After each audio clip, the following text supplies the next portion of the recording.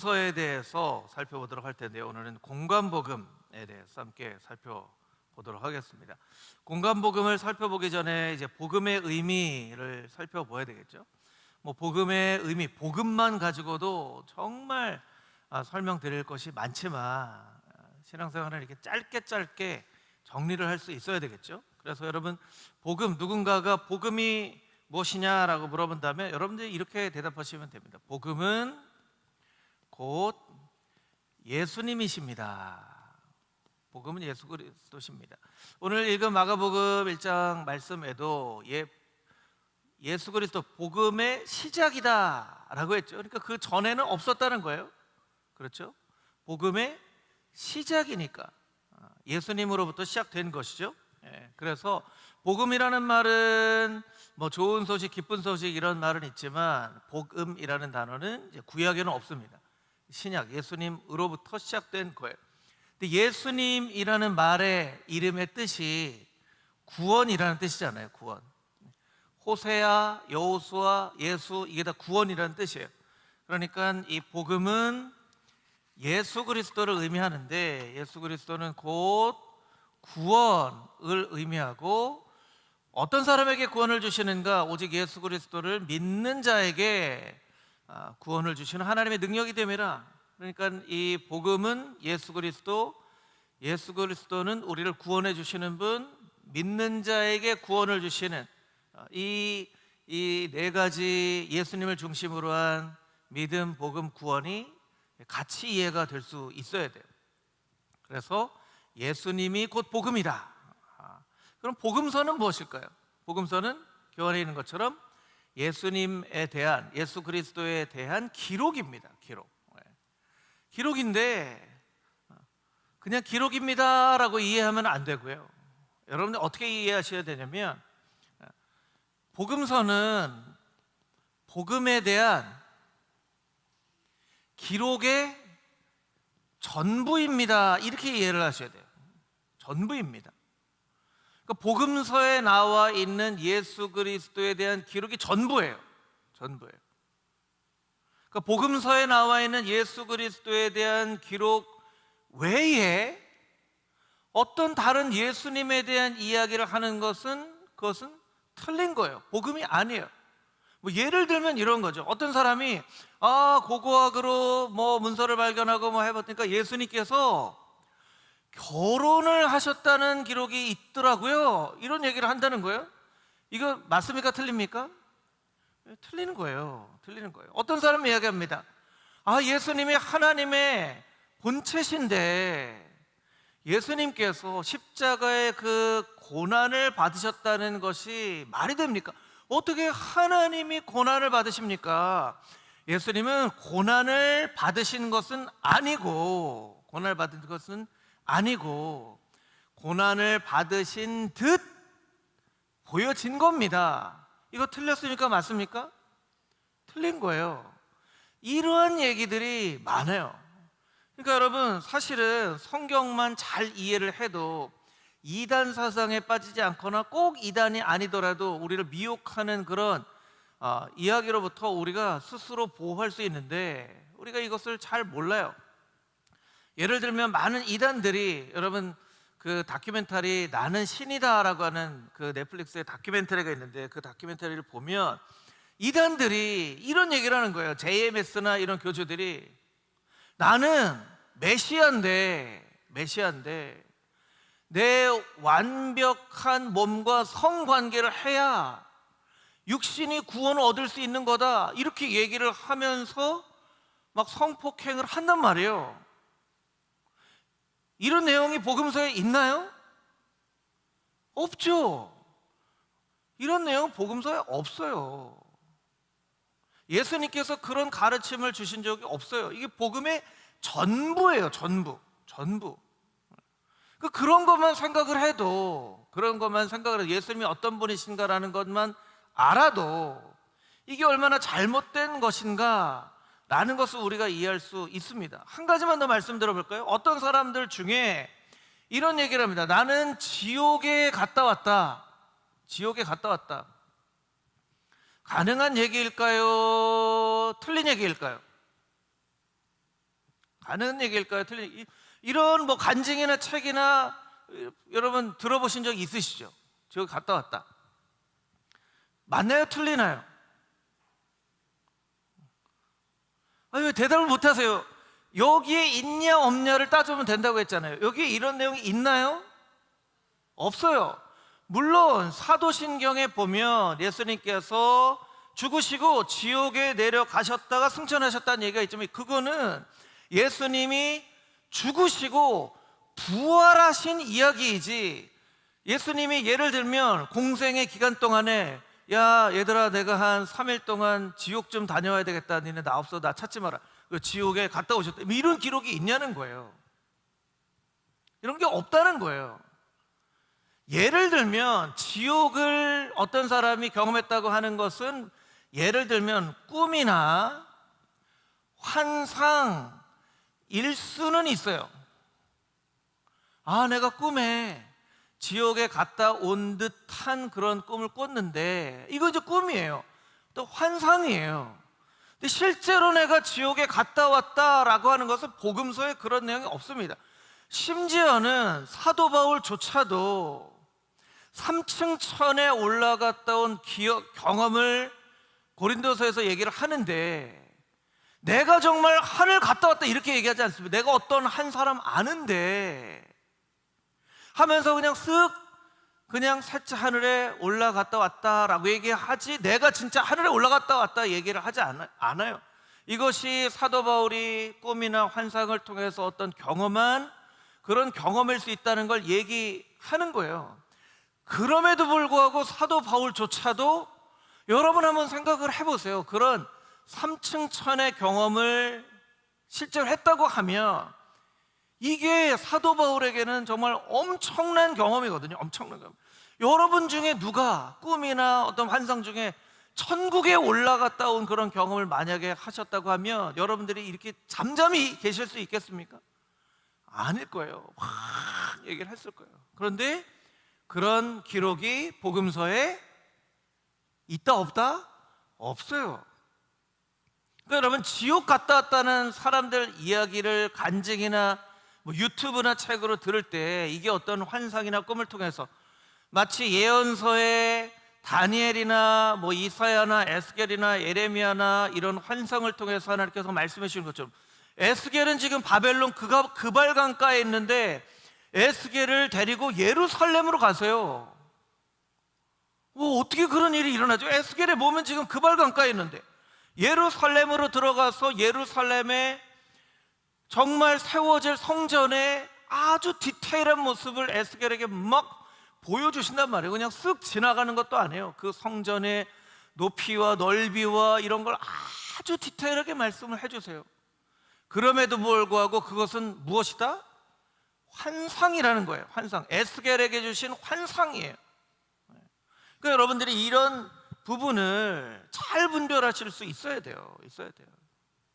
복음서는 예수 그리스도에 대한, 복음에 대한 기록의 전부예요. 전부. 이 외에 어떤 다른 것에 대한 것을 여러분들이 이거 가능하지 않을까? 여러분 그렇게 미혹되시면 안 된다는 거예요. 그래서 여러분들이 복음서를 보면서 예수님의 어떤 모습이 우리에게 나타낸 복음인가를 여러분들이 잘 이해를 하셔야 돼요. 그래서 이 의미가 중요합니다. 복음에 대한 기록인데 예수님에 대한 기록의 전부다. 우리가 이제 공관복음, 요한복음 하기 때문에 이게 사실은 공관복음 똑같은 관점을 가지고 있다라고 하지만, 사실은 이 의미를 잘, 공관복음 관점이 같다는 게 무슨 뜻인가를 모르면 공관복음이라는 게 사실은 여러분들에게 의미가 없어요. 그러니까 복음서는 복음의 전부다, 이렇게 이해하시면 돼요. 복음서는 복음의 전부다.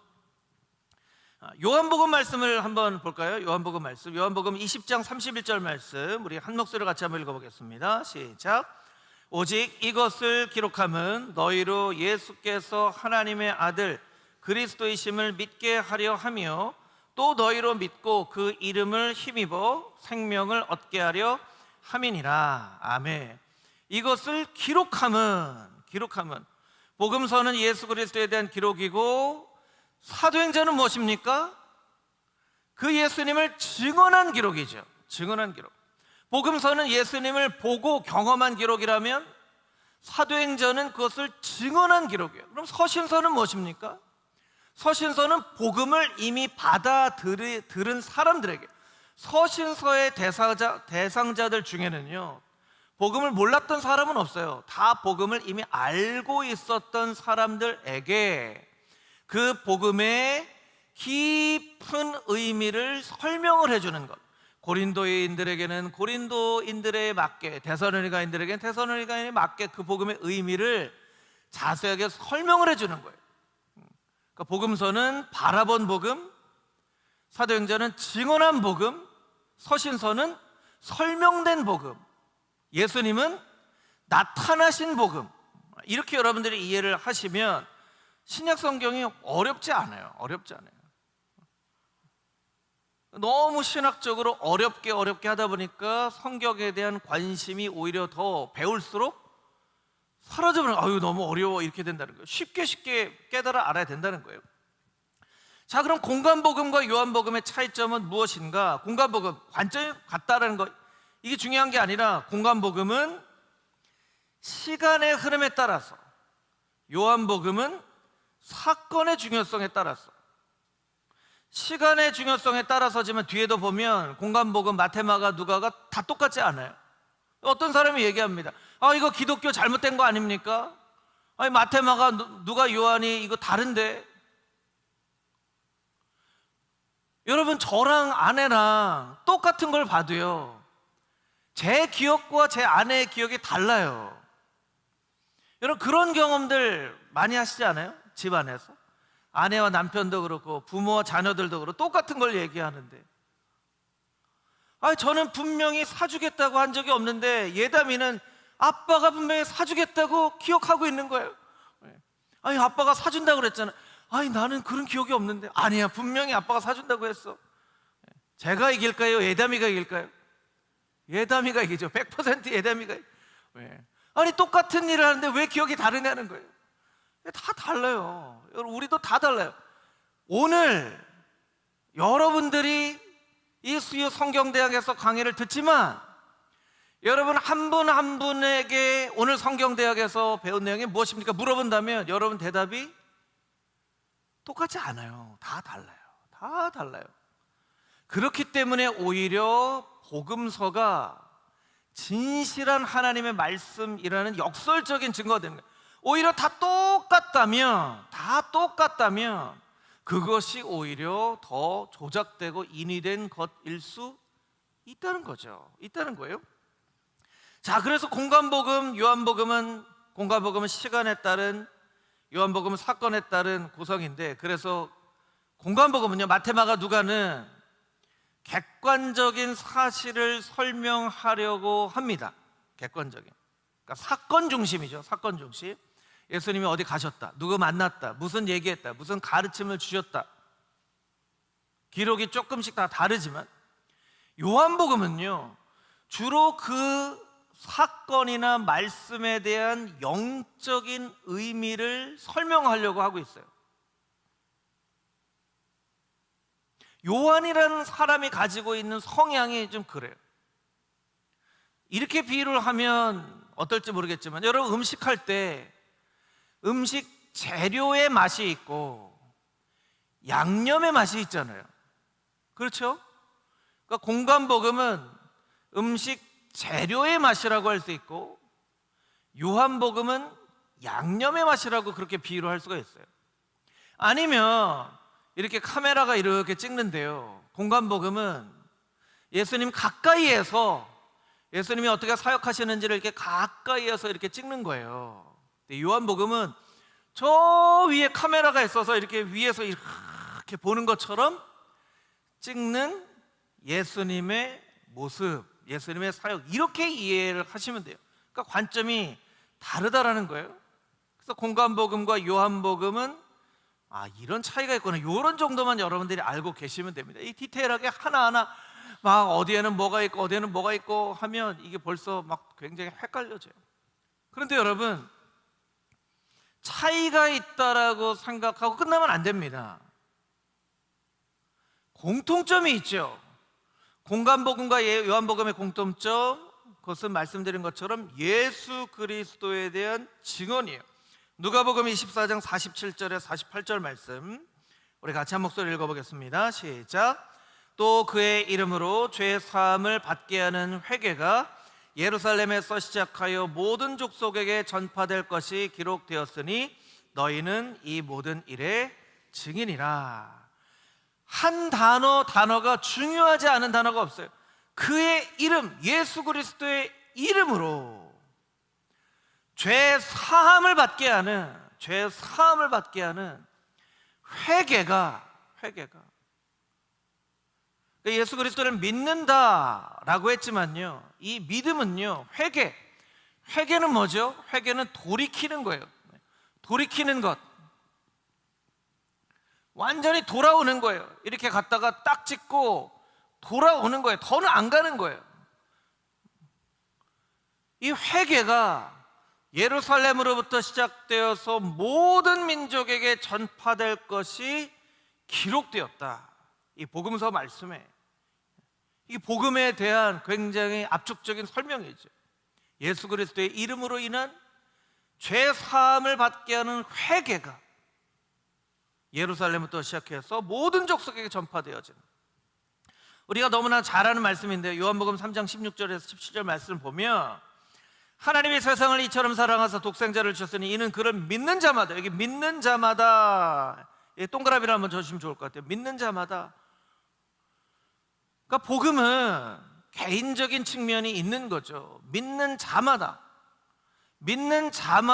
구원을 주시는, 영생을 주시는 은혜라면 믿지 않는 자에게는 영생을 주시지 않는다는 거예요. 믿는 자마다 영생을 얻게 하려 하시는 거예요. 요한복음 3장 16절만 자꾸 우리가 보니까 구원의 개인적인 측면, 내가 예수님 잘 믿어서 천국 가야지, 복음이 너무 개인주의적인 성향으로 흘러가는 거예요. 너무나 그냥 나 한 사람 예수님 잘 믿고 구원받으면 되지 하는 쪽으로. 근데 여러분, 바로 다음에 나와 있는 요한복음 3장 17절 말씀, 우리 17절 같이 한번 읽어볼까요? 시작. 하나님이 그 아들을 세상에 보내신 것은 세상을 심판하려 하심이 아니요 그로 말미암아 세상이 구원을 받게 하려 하심이라. 무엇이 구원을 받는다고요? 세상이 구원을 받게 하시려는. 하나님은 나 한 사람만 예수님 잘 믿고 구원 얻는 것, 그것을 복음의 목적, 예수님이 이 땅 가운데 오신 목적이라고 말씀하지 않으시고 세상이 구원을 받게 하시려는 하나님의 계획하심이 있다는 거예요. 그러니까 바로 위에 우리가 읽은 누가복음 24장 말씀처럼 예루살렘으로부터 시작되어 모든 족속에게 전파되어야만 할 것이 기록되어졌다. 그러니까 사도행전이 필요한 거죠. 사도행전이 필요한 거예요. 오늘도 불꽃전도 나가서 우리 권사님들, 사님들 전도하셨는데 이게 필요한 거예요. 나만 예수님 잘 믿고 구원받는 것이 아니기 때문에 때를 얻든지 못 얻든지, 듣든지 아니 듣든지, 순종하든지 아니 순종하든지, 전하는 자가 없으면 어떻게 들을 것이요, 들을 수가 없는데 어떻게 믿을 것인가. 우리가 전해야 되는 거예요. 세상 모든 족속에까지. 그것이 복음서, 공간복음과 요한복음에 나타나 있는 공통점이에요. 그러니까 복음은 모든 족속에게 증거가 되어져야 된다라는 것이죠. 다음 장으로 한번 넘겨볼까요?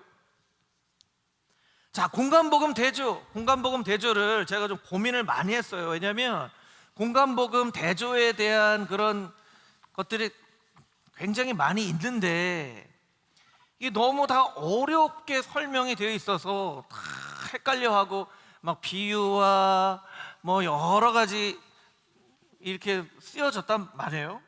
근데 여러분, 이제 뭐 예를 들면 이런 거죠. 뭐 마태, 마가, 누가, 마태, 마가, 누가, 뭐 마태복음은 유대인들을 대상으로, 마가복음은 헬라인들을 대상으로, 누가복음은 뭐 로마인들을 대상으로, 유대인들을 위한 마태복음은 왕이신 예수님, 마가복음은 종이신 예수님, 누가복음은 인자이신 예수님, 뭐 이렇게 설명을 한단 말이에요. 그런데 여러분 한번 우리가 상식적으로 생각을 해보세요. 마태가 예수님에 대한 기록을 할 때 나는 유대인들에게만 이걸 전해야 되겠다 이런 마음 가지고 적었을까요? 나는 예수님의 모습 중에 왕이신 예수님의 모습만 좀 이렇게 강조해서 기록하려고 좀 해야 되겠다 이런 마음으로 적었을까요? 빨리빨리 대답을 해주세요, 여러분. 그런 마음으로 적었을까요? 그런 마음으로 적지 않았겠죠. 그러니까 이건 신학자들이 성경을 이해하면서 이 특징을 설명하기 위한, 그러니까 어떻게 보면 기록한 사람들의 기록된 의도와 하나님이 이 기록을 통하여서 어떻게 쓰셨는가, 쓰임새에 대한 기록이 다르다는 거예요. 이거 쓰임새에 대한 기록이에요. 그러니까 이거를 막 외우시려고 막 노력을 안 하셔도 돼요. 노력을 안 하셔도 돼요. 그리고 이제 교환을 잠깐 보지 마시고 저를 한번 보시면 좋을 것 같아요. 자, 복음은 뭐라고요? 복음은 곧 예수 그리스도다. 그럼 복음은 예수 그리스도에 대한 설명이에요.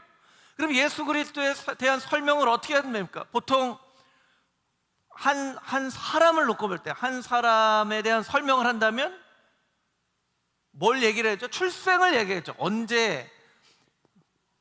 우리는 보통 얘기하잖아요. 몇 년생 물어보니까 무슨 띠예요? 이렇게 하잖아요.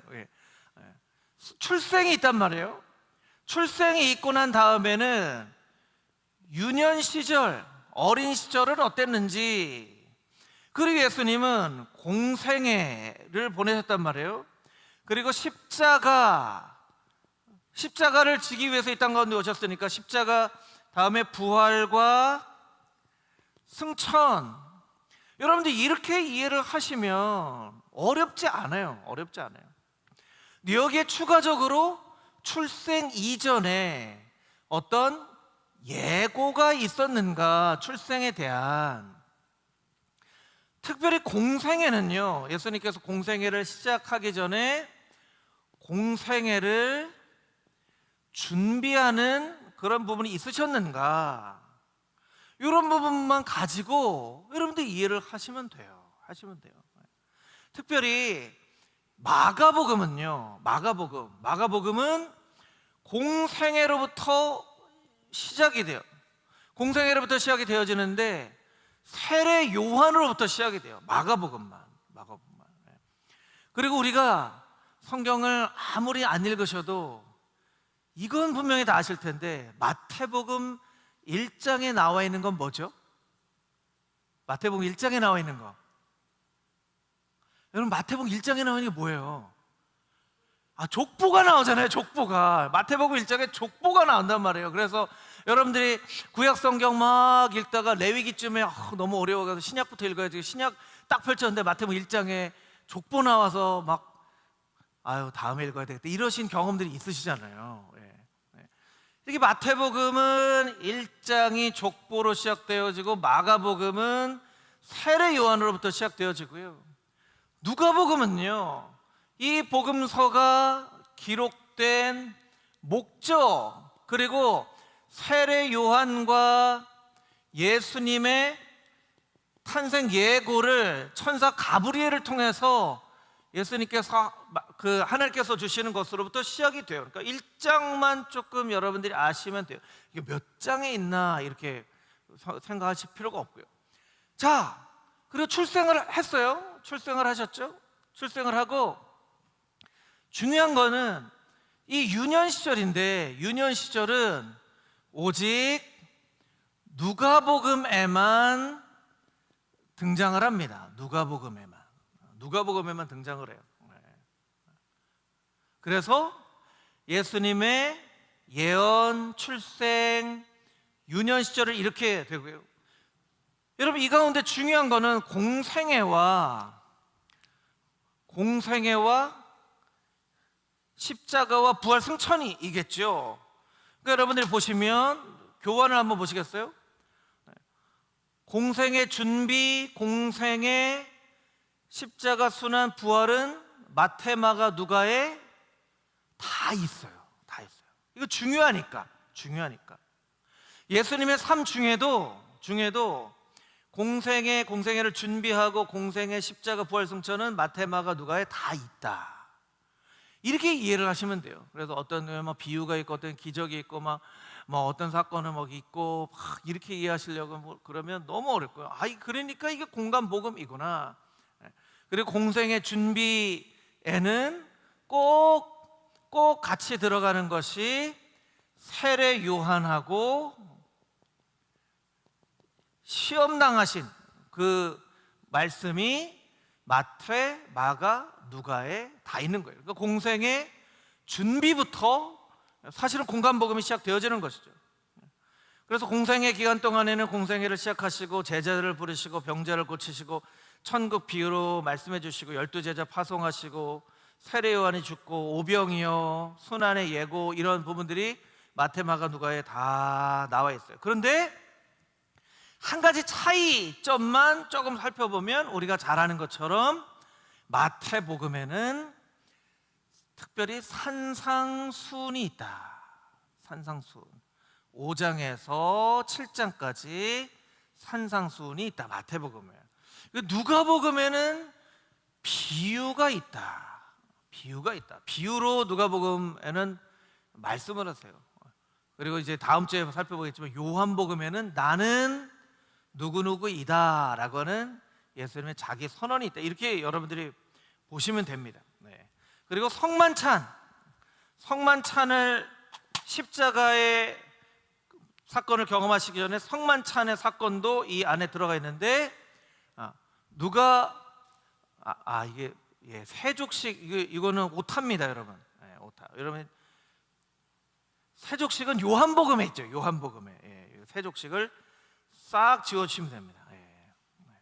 그래서 오늘 오신 분들만 이 자료를 보고 나중에 이거 세족식 하시면 안 되고 세족식은 요한복음에 있습니다. 이거 제가 오타입니다. 그래서 빌라도의 재판, 십자가의 죽음, 예수님께서 부활하시고 제자들에게 나타나시고 승천하신 사건은 마가, 누가에게만 있고요. 마태복음에는 승천하신 사건이 없어요. 승천하신 사건이. 근데 여러분들 이걸 굳이 외우려고 하시지 않아도 되고요. 그냥 이런 차이가 있다. 그래서 예수님의 출생, 유년 시절, 공생애 준비, 십자가, 부활, 승천, 그 중에 공생애와 십자가와 부활, 승천의 사건은 마태, 마가, 누가에 다 기록이 되어져 있고 유년 시절은 누가복음에만, 산상수는 마태복음에만 이렇게 있다라는 걸 여러분들이 보시면 될 것 같습니다. 여러분들 나눠드린 자료를 보면서 빈칸이 가장 많은 공간복음은 어디예요? 마태, 마가, 누가 중에? 마가죠. 빈칸이 많고 마태복음은 16장, 마가복음 16장, 마태복음 28장, 누가복음 24장인데 그러면 순서적으로 보면 마태, 마가, 누가 중에 어떤 복음서가 가장 먼저 쓰여졌을까요? 마가복음이에요. 마가복음. 왜냐하면 있는 걸 줄이는 건 어려워요. 있는 데다가 덧붙이는 건 쉬워요. 그러니까 보통은 이제 마가복음이 가장 원복음이다 이렇게 얘기를 하죠. 뒤에 좀 설명을 드려. 이것도 참 이해하기 어려운 부분이긴 합니다. 그래서 마가복음에는요, 산상수훈과 같이 그런 말씀이나 이런 말씀들도 아주 간략하게 설명이 되어져 있는, 그리고 여러분 이거 더 설명드리면 너무 헷갈려 하실 것 같아서 설명 안 돼요. 이 마태마가 누가도요, 그냥 마태복음하고 책이 한 건 딱, 마가복음하고 책이 한 건 딱 이렇게 되어 있는 게 아니에요. 다 여러 가지 이렇게 사본들을 통해서 마태복음, 마가복음, 누가복음이 편집된 거기 때문에 여기에도 무슨 큐 자료, 무슨 자료 막 이렇게 해서 만들어진 거예요. 그러니까 여러분들 그냥 그렇게 순서적으로는 마가복음이 가장 먼저 쓰여졌다. 이게 분량이 작기 때문에 이렇게 이해를 하시면 됩니다. 자, 공관복음의 저자에 대해서 살펴볼까요? 마태복음은 누가 썼을까요? 마가가 썼을까요? 마태가 썼겠죠. 마태는 누굽니까? 예수님의 제자. 레위, 유대식 이름은 레위예요. 레위. 마가복음은 마가가 썼는데, 마가는 누구냐면요, 사도 바울과 바나바 1차 전도 여행 때 함께 동역했던 마가라고 하는 요한. 마가라고 하는 요한. 오순절 마가의 다락방의 그 마가입니다. 골로새서에 보면 바나바의 조카 생질이라고 하죠. 물론 이제 성경학자들이 이게 다른 마가이다라고 하는 사람도 있지만 많은 사람들이 같은 마가라고 얘기합니다. 다음 장을 여러분 넘겨보시면, 다음 장을 한번 넘겨보세요. 자, 이게 이제 약간 막간을 이용해서 잠깐 퀴즈인데요, 성경에 오순절 성령 강림의 사건이 마가의 다락방에 임했다라고 하는데, 마가의 다락방이라는 구절이 있을까요, 없을까요? 있을까요, 없을까요? 보통은 있으면 이렇게 안 물어봅니다. 있다고 생각하기 때문에. 다락방이라는 말도 있고 마가라고 하는 말도 있고, 마가라고 하는 요한의 어머니 마리아의 집은 이제 베드로가 감옥에 갇혔을 때 함께 모여서 기도하던 곳이었기 때문에 사도행전 2장에 모여서 기도하던 곳이 바로 이 곳이었을 것이다. 사도행전 2장에는요 다락방이라고만 되어 있어요. 마가의 다락방이라는 말은 없고 그냥 다락방이라고 되어 있어요. 그래서 우리가 보통 이제 마가의 다락방이라고 하는데, 성경에는 마가의 다락방 이 단어는 없어요. 그러니까 사도행전 12장에 이 요한의 어머니 마리아가 조금 부유한 사람이었던 것 같아요. 많은 사람들이 들어갈 수 있었던, 적어도 120명이 들어갈 수 있었던 다락방이 있었기 때문에 거기 이제 마가예요. 사도행전 13장에 보면 1차 전도 여행을 할 때 요한을 수양원으로 들었는데 이 요한이 마가라고 하는 요한이죠. 15장에 보면, 13장에 보면 요한이 수양원으로 따라다니다가 돌아가 버려요. 근데 2차 전도 여행을 하려고 하는데 15장 말씀을 보니까, 15장 37절에 39절 말씀을 보니까 바나바는 마가라는 요한도 데리고 가자 하나 바울은 밤빌리아에서 자기들을 떠나 함께 일하러 가지 아니한 자를 데리고 가는 것이 옳지 않다 하여 서로 심히 다투어 피차 갈라서니 바나바는 마가를 데리고 배를 타고 구브로로 갔다. 이게 마가예요. 그런데 그 이후에도 마가는 사도 바울 곁에서 아주 신실한 복음의 증인이 되죠. 그래서 골로새 4장 10절 말씀에 보면 나와 함께 갇힌 아리스다고와 바나바의 생질 마가와, 이 같은 마가예요. 마가. 자, 앞장으로 넘겨오셔서 다시 앞장으로 돌아오겠습니다. 누가복음의 저자는 누구냐면 헬라인 의사 누가요. 누가가 누가복음과 사도행전을 기록했죠. 근데 누가는요, 다시 뒷장으로 가보시면 골로새서 3장에 이름이 처음 나와요. 우리 골로새서 4장 14절에서 16절까지 있는 말씀을 우리 한번 큰 소리로 읽어보겠습니다. 시작.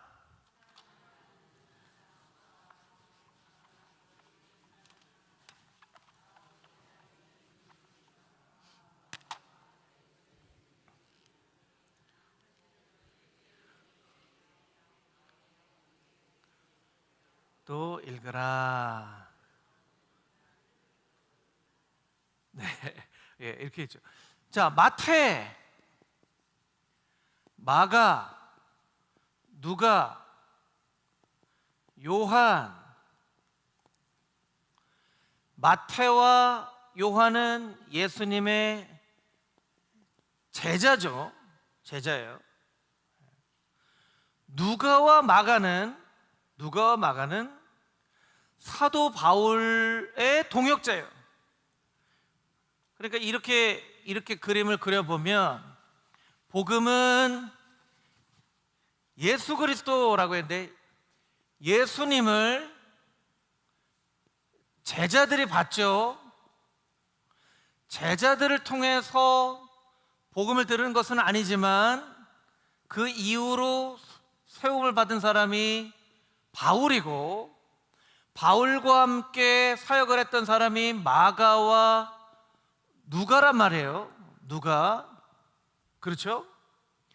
근데 방금 설명드린 게 마태, 마가, 누가 중에 어떤 복음서가 가장 원복음이라고 말씀드렸어요? 마가복음. 자, 여러분, 이게 이해가 되세요? 이해가 되세요? 아니, 마태나 누가복음이 더 원복음이 돼야 맞는 거 아닌가요? 그렇죠? 논리적으로 보면, 아니, 이 사람들은 어쨌든 하여튼 이 사람들에게 들은 사람인데 어떻게 마가복음이 더 원복음이 되었을까?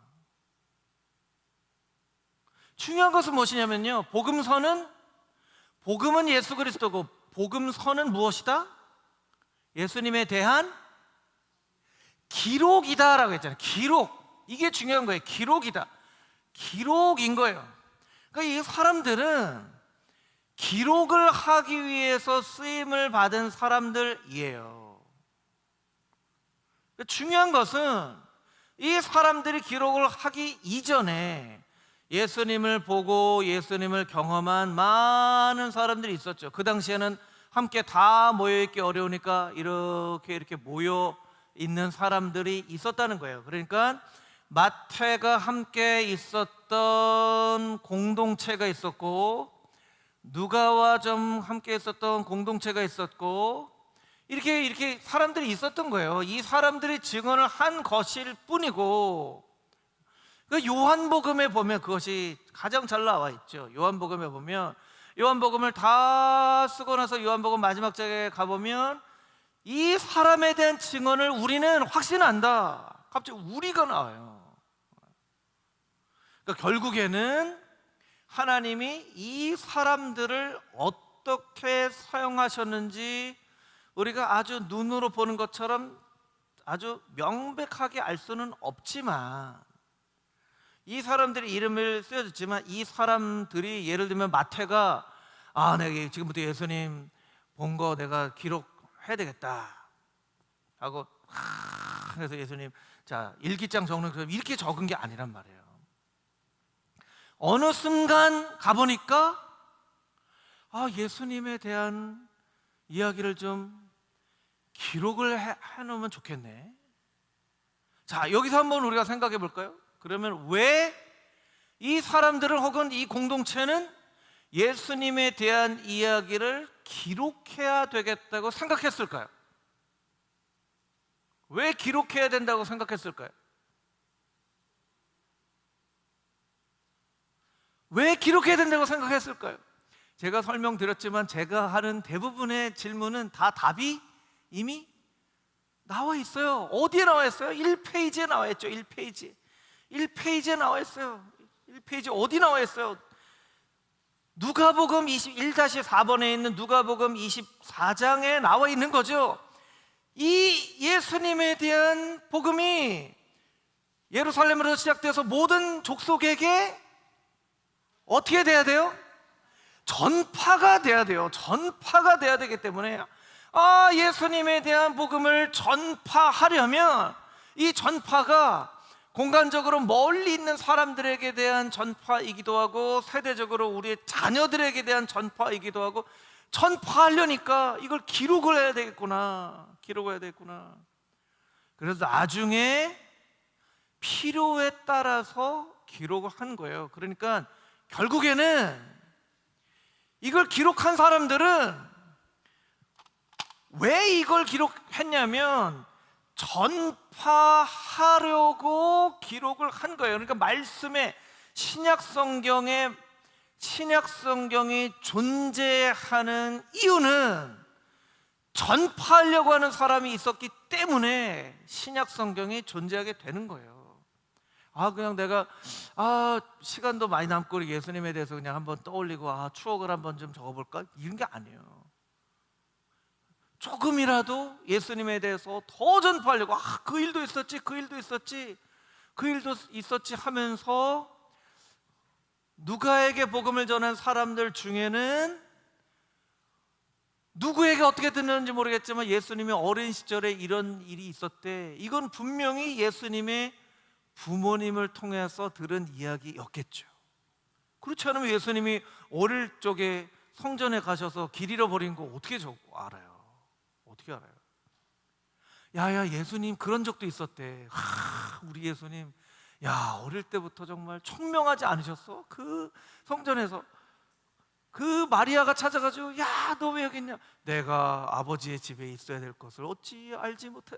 야, 우리 예수님은 정말 어릴 때부터 떡잎부터 다른 예수님이셔서 뭐 이런 얘기를 하면서 이제 기록한 거예요. 그러니까 전파하는 목적을 가지고. 그 당시에 성경이 기록된 목적도, 그 당시에 있었던 사람들의 신앙의 모든 초점은 어떻게 하면 예수님을 전파할 것인가.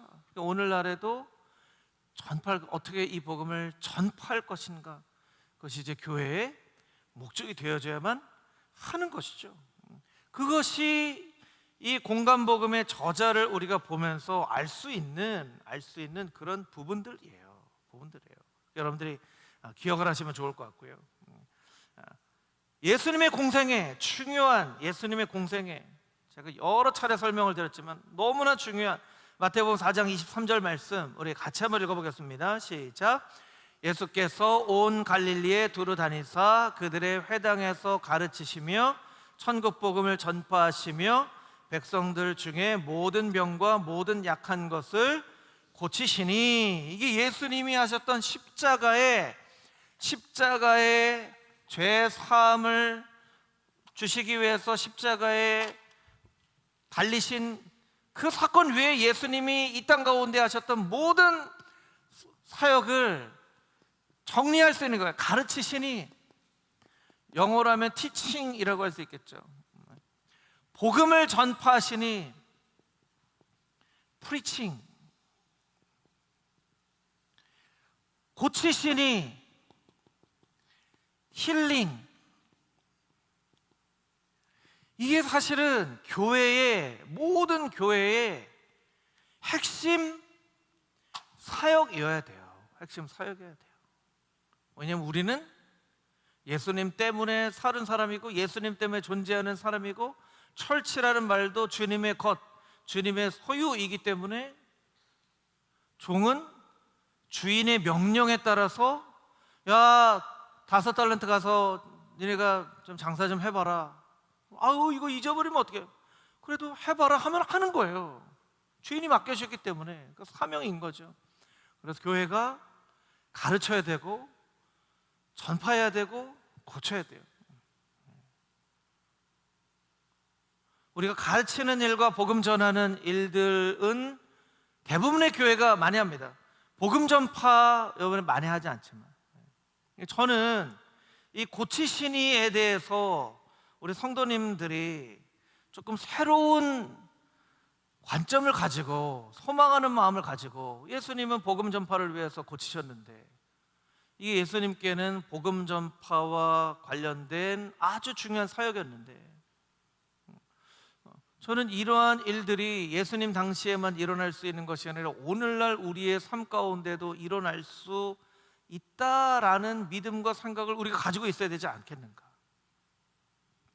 너무나 치유 사역이, 너무나 이단들이 그냥 다 망쳐버리니까, 치유가 일어났다 그러면 비상식적인 것이나 아니면 이단적인 것이나 잘못된 신앙에 있는 것이나 이렇게 생각을 한단 말이에요. 비과학적으로 고친다 그러면 병원 가지 말고 고쳐야 돼, 이렇게. 그게 아니라 우리가 간절한 마음으로 기도하면, 누가복음에 왜 우리는 이 아이에게 있는 귀신을 쫓아내지 못합니까? 기도와 금식 외에는 이러한 귀신이 나갈 수 없다. 그러면 기도와 금식을 하면 이런 귀신이 쫓아가고 병든 자가 나을 수 있다는 거잖아요. 예수님께서는 이것을 왜 사셨는데 우리가 너무나 이 부분을 우리는 이거 아닌 것 같아요 하고 살지는 않은가. 예수님의 공생의 사역을 보면서 우리가 좀 소망하는 마음을 가지고, 이건 우리의 뜻대로 우리의 능력대로 되는 것이 아니라 하나님이 은사를 주시고 은혜를 베풀어 주셔야 가능한 일이지만, 오늘날 점점 더 강팍해져가는 이 세대를 바라볼 때에 하나님 정말 이런 고쳐지는 치유의 은사가 나타나서 이것을 통해서 복음이 더 효과적으로 전파되어질 수 있도록 우리에게 은혜를 베풀어 주옵소서. 이런 마음을 가지고 더 우리가 기도해야 되는 거 아닌가, 그런 마음을 가지고 있어요. 여러분, 기도 중에 병들이 낫고 귀신이 떠나가고 기적이 일어날 것을 여러분들이 소망하면서 기도할 수 있게 되기를 주님의 이름으로 축복합니다. 그것을 통해서 복음이 전파되어지고 오직 예수 그리스도의 이름이 높아지는, 모든 교만한 무릎이 예수 그리스도의 이름에 무릎 꿇게 되는 그런 일들이 일어나야 돼요. 이게 예수님의 공생의 주된 이것 외에는 십자가밖에 없어요. 예수님이 십자가 외에는 이거예요. 예수님의 전부예요. 이게 너무나 중요하게 우리가 생각을 해야 되는 것이죠. 자, 마지막으로 2-4 누가복음 23장 42절 43절 말씀인데요, 같이 한번 읽어보겠습니다. 이르되 예수여 당신의 나라에 임하실 때 나를 기억하소서 하니 예수께서 이르시되 내가 진실로 내게 이르노니 오늘 내가 나와 함께 낙원에 있으리라 하시니라. 이거 누구에게 하신 말씀이죠? 십자가 옆에 강도에게 하신 말씀이에요. 이 말씀은 어떤 사람에게까지도 복음을 전하기를 원하시고 어떤 사람까지도 구원을 하기 원하시는가 하는 예수님의 마음, 하나님의 마음이 가장 잘 나타나 있는 말씀이에요. 오늘 내가 나와 함께 낙원에 있으리라. 그러니까 십자가에 못 박혀 당장 죽을 운명에 처해진 사람도 예수 그리스도의 이름을 믿으면 영생을 선물로 받고 낙원에 있게 된다는 구원의 복음이에요. 그래서 어떻게 보면 복음서에 나타나 있는 복음에 대한 말씀들 중에 가장 예수님께서 가르쳐 주시고자 하셨던 복음의 모습들을 가장 상징적으로 보여줄 수 있는 부분들이 이 부분이 아닐까. 죽음으로 생명으로 전하신 복음, 예수님께서 이 땅 가운데 이루기를 원하셨던 일이죠. 그러니까 오늘날 우리도 그와 같이 죽음의 문턱 앞에 있는 사람들에게 가서 예수 그리스도의 이름을 믿으면 낙원의 천국의 영원한 생명으로 인도함 받을 수 있습니다 라고 이야기를 해줄 수 있는 것, 그것이 이제 우리의 예수님을 믿는 예수님의 자녀된 우리의 사명이라는 것이죠. 그 사명을 예수님이 주신 능력으로 잘 감당할 수 있는 금호중앙의 모든 성도님들이 다 되시기를 주님의 이름으로 축복합니다.